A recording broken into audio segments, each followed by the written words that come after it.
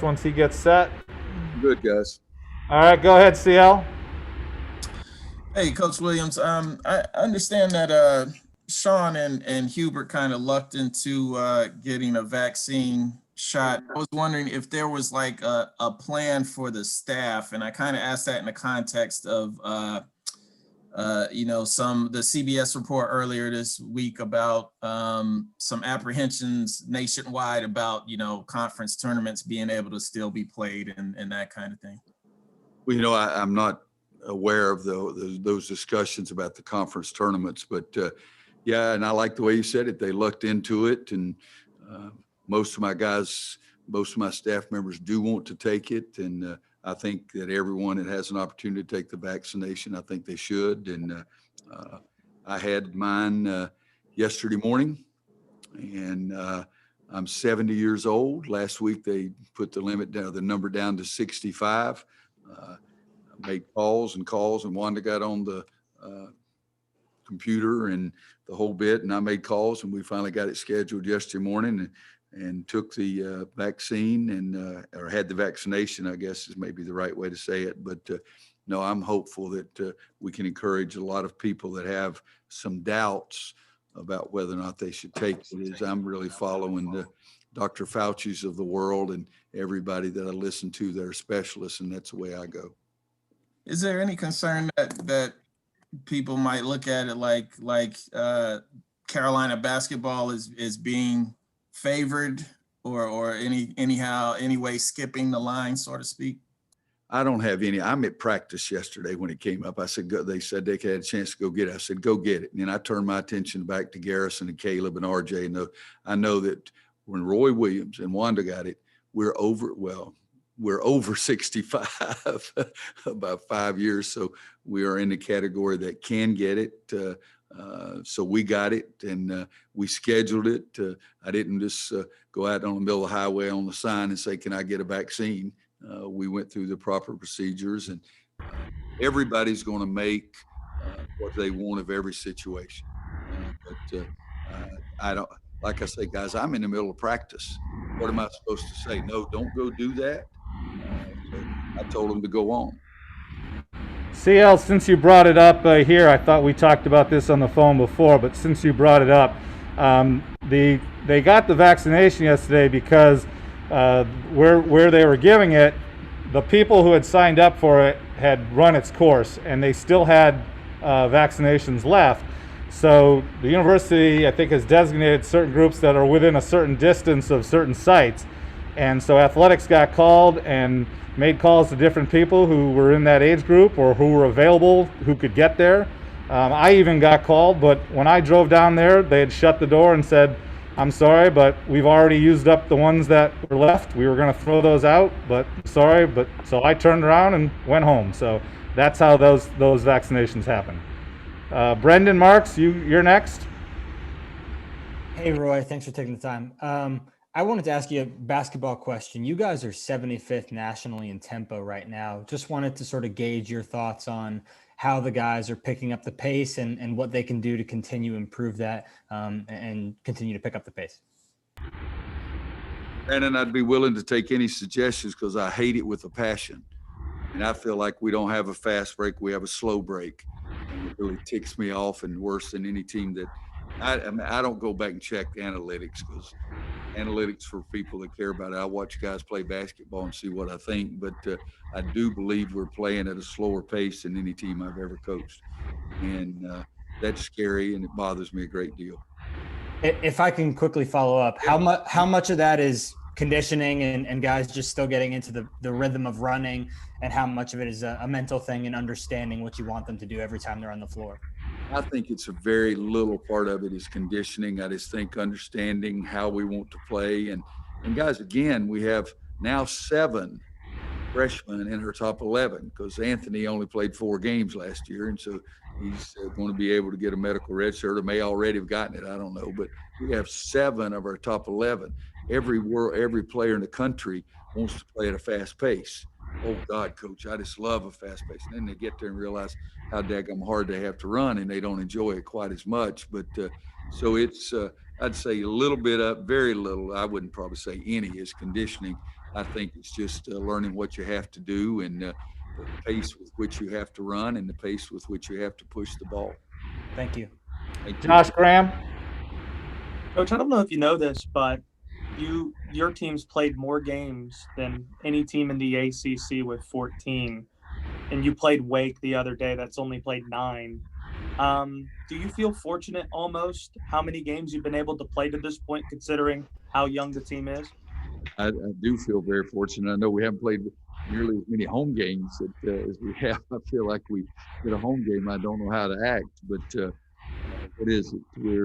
I've got it right here in front of us. So we played 5 games at home now, 5 of our 14, and that's probably a lower percentage than just about anybody. But no, I think you're exactly right, Josh. We feel very fortunate to play the games that we have played, and there's only been 2 little hiccups, and one of those games we were able to get something replaced in the league, and in one other game we were able to get one replaced as well. And I wanted to follow because I know how big of a baseball fan you are. Didn't know if you had a rooting interest growing up, but what were your thoughts on Henry Aaron passing away today? Well, I loved him. I use him as a basketball. Guys, I can't tell. Can you hear me okay with the mask on? Yes. I use Henry Aaron as a basketball example. I love guys that make a really hard play and make it look easy. And that's what Hank Aaron did. I don't like guys that make a really easy play and try to make it look hard. And I tell my guys that and have used that for years and years and years. Mickey Mantle was my favorite player. And but I grew up in the area of Mickey Mantle and Hank Aaron and Willie Mays. And I loved watching those guys. And Hank Aaron was just one of the best of all time. And again, I think that never really got the true appreciation of what he did. And there was no steroids, anything like that during that era. And he was just a fantastic player. And everything I've heard about him my entire life is that he was a fantastic person as well. And I love that part of it. Davis Wallace. Coach, I know you said earlier with you and Coach Davis talking about coaching energy. So how is that going in regards to coaching energy for the team, and how do you see that translating into game? What can be done to improve that? Well, we're being very disgusted that we're having a coach effort. I've always felt like the coaches should coach execution and game plan, and the players should supply the effort. And it has been very disgusting for us. We see that we're getting a little bit better and a little bit better and a little bit better. It's something that we need to really continue emphasizing. And Dave's trying to get to where a lot of our teams have been in the past, which gave tremendous effort. But, you know, it's hard. And again, I'll go back, and it's not an excuse, it's a fact. You've got 7 freshmen, they're trying to figure out if they're on the right side of the court or the left side of the court. Oh, yeah, I better be running as hard as I can. It's a lot for those guys. But, you know, guys, we're at 14 games. It's time you started knowing all that and let it be human nature, too. Andrew Jones. Hey, Coach, Leaky told us the other night that he described his role as whoever else is on the court with him, he kind of figures it out based on the player groupings. What are your minimal expectations from Leaky from game to game?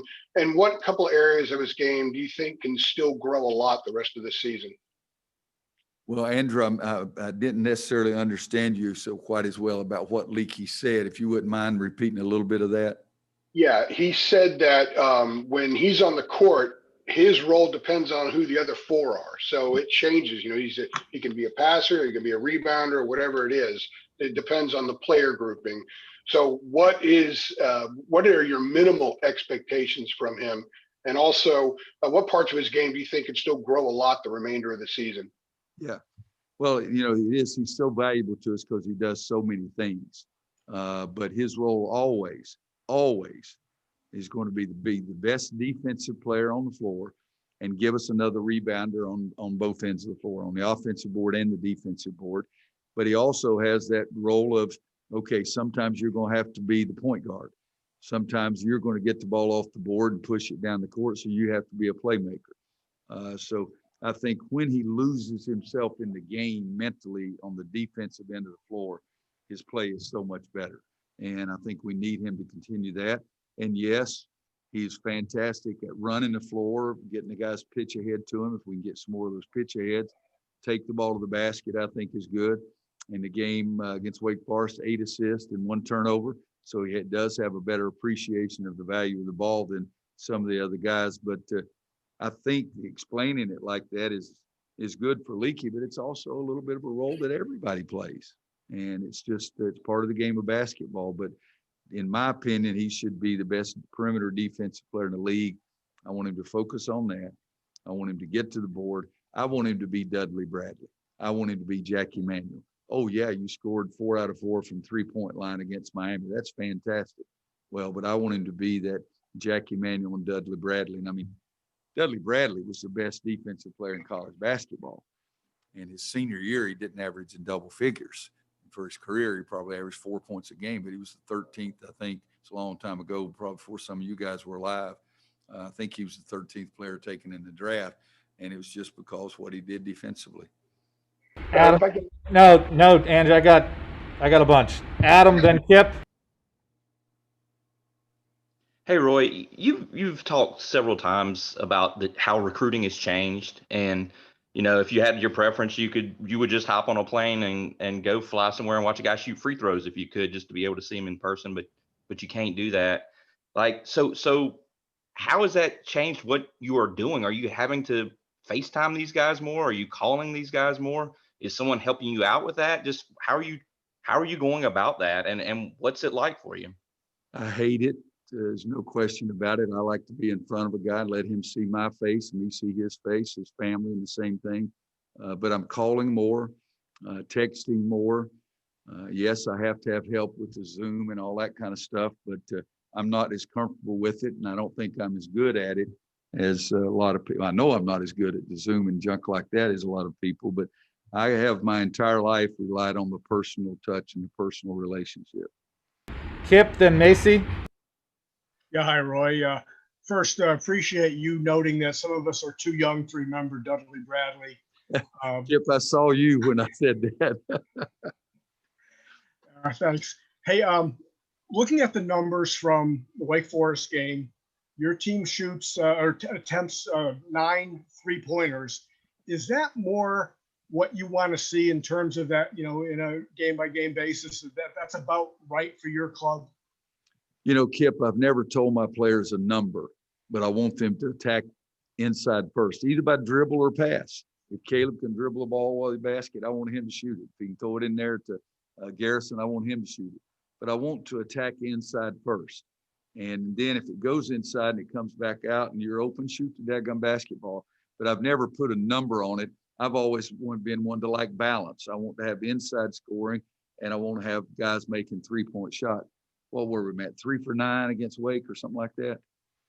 Something like that. I'd like to make more threes than that. There's no question about it. But at the same time, I like shooting right at 55% in the second half. Macy, then Greg Barnes. Hi, Roy. With the NC State game this weekend and Duke game coming up soon, how do you prepare the newcomers for these, so to speak, rivalry games that are garnering a lot of attention? Well, dear, I'm telling you the gospel truth. We play State tomorrow. I have no freaking idea who we play next. And I never look down the schedule. I'm just telling you, you guys can laugh. You don't have to believe it. Well, who do we play next? Pitt, at Pitt. Pittsburgh.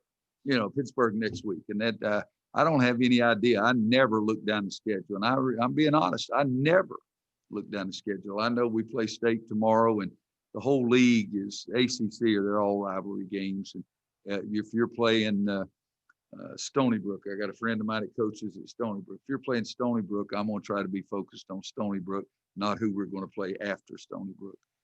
Got time for a couple more questions. Greg Barnes, then Tom Shanahan. Hey, Roy, to my untrained eye, it seemed as though State had success with the ball screen in that first game a couple weeks ago. How do you think your team has developed and grown and being able to defend that screen better? Greg, and that's nice of you to say untrained eye, but they beat us in every way you can be beaten. They beat us with the ball screen. They beat us with inside play.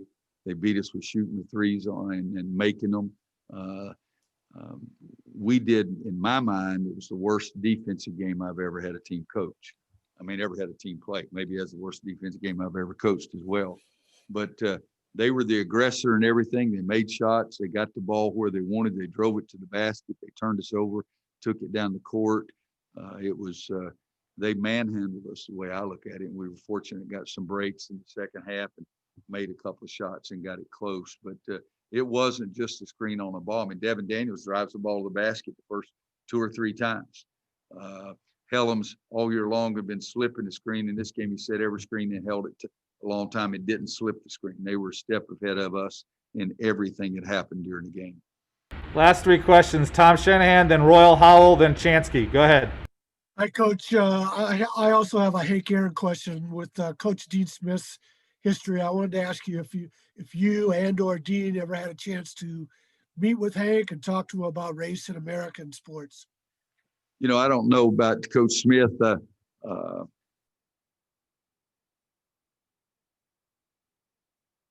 Hank Aaron did, and just been so appreciative, and the way he handled himself, even down the stretch. I mean, this week, guys, he went and got a COVID vaccination to try to get people to understand this is okay, because a lot of people with color, according to the news report that I watched last night, that was one of his goals, was to try to get more people of color to take the vaccination. So he was a leader in our sports world, but also a leader in our society.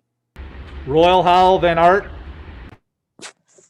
Hello, Coach. Coach Keats stated earlier being forced to play his freshmen a lot of minutes to start the season. And looking around the ACC, some teams have started off this season slow as far as record-wise. Is it more of implementing freshmen to the college basketball game speed that's the reason for some programs starting off slower than usual, or the conference as a whole just being much more balanced? You know, I think it's a little bit of both. I think that, we've seen some of those teams going there and, well, they're going to win this game. Well, they didn't win that game. Well, they're going to win this game, but they didn't win. So I think there is a great deal of balance in our conference, but also young kids, there's 2 things. They get maturity at a different way at a different time during their season. And also, how effective are those leaders on the team that are experienced? David Noel put his arm around Tyler Hansbrough and Bobby Frazier and Marcus Ginyard, one of the greatest leaders I've ever seen. They didn't even realize he was leading them. But I think that was something that was great about that team. And that team ended up being a number 3 seed in the NCAA tournament. And we started 3 freshmen the first game and was one of the youngest. But this is the youngest that I can ever remember, especially when you talk about a set number of guys. I mean, we've been playing 10 guys and 6 of them have been freshmen. Art, last question for Coach, then we'll get Garrison in here. Hey, Roy, can you talk about the difference in the preparation of recruits fundamentally now than 10 years ago, 15 years ago, 25 years ago? Not talent-wise, but how they come in prepared fundamentally. You know, Art, a lot of people say the kids aren't as fundamentally sound. And if I had to lean, I'd say maybe they're not quite as fundamentally sound. They're much better athletically. They're much more worldly. But, there's some things that would be fundamentally sound. I mean, the old pick and roll, you have to teach guys how to run the pick and roll because it's not done. Nobody on my team has probably ever played a pickup game on an outdoor court and with older guys and that kind of thing. So that part is a negative. Their athleticism is a positive. But I think, to me, the biggest problem we have with young guys, and this is just me, is winning. And I mean, I'm serious. Winning is not as important. You play in a summer league. I saw Ty Lawson play in a game, and Ty was great for us. I mean, he fit what I want as a point guard, as good or better than anybody I've ever come close to having. And I see him play in the summer. He plays 5 games in one day. And he made a bonehead play at the end of one of those games that almost cost him the game. And so when I'm sitting right behind their bench, like 6, 8 feet behind their bench, and they come over there and the coach said, all right, guys, grab your stuff. We're on court 4 in 50 minutes. And so to me, the biggest thing is that appreciation and the understanding and the desperate desire to win, because it's not there as much as I think the older guys had it. Thanks, Coach. I don't know if it does this. Garrison is